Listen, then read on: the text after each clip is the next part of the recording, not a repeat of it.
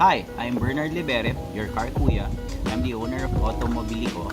I'm here to give you tips on how to disinfect your car. So these are some of the tips that I think will be helpful in preventing the virus.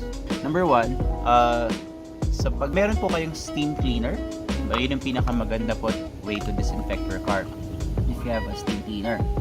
However, kung wala po, pwede naman po yung mano-mano, Filipino style. So, ano po yung meron, yun po yung gamitin natin. Like for example, you can use 50-50 mix water and alcohol to make it more diluted kasi masyado po matapang yung isopropyl yung alcohol. Baka po magkaroon ng markings dun sa mga plastic components ng kotse niyo. So, maganda po, dilute siya with regular water or distilled water, 50-50. Lagay niyo sa sprayer, spray niyo sa kotse, that's number 1.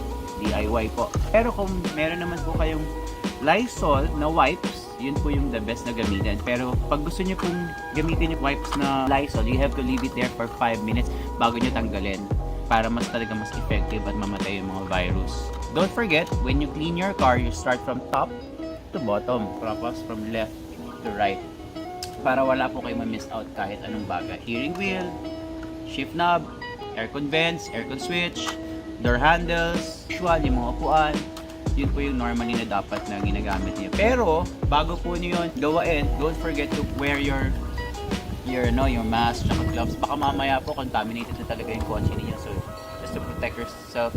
Pag medyo sanay na po kayo sa paglilinis ng kotse niyo, meron din pong mga tips pa ako na isa pa sa inyo na ibibigay. Pag high-end po yung kotse niyo, normally, meron po yan dito sa loob ng dashboard niyo sa ilalim ng glove box compartment. Meron po yan cabin filter. Palagay po yan dito. Pag mga talaga sobrang high-end sa likod, dito sa likod.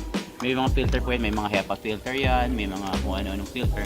So normally po doon natatrap lahat yung mga bacteria, dust, what have you.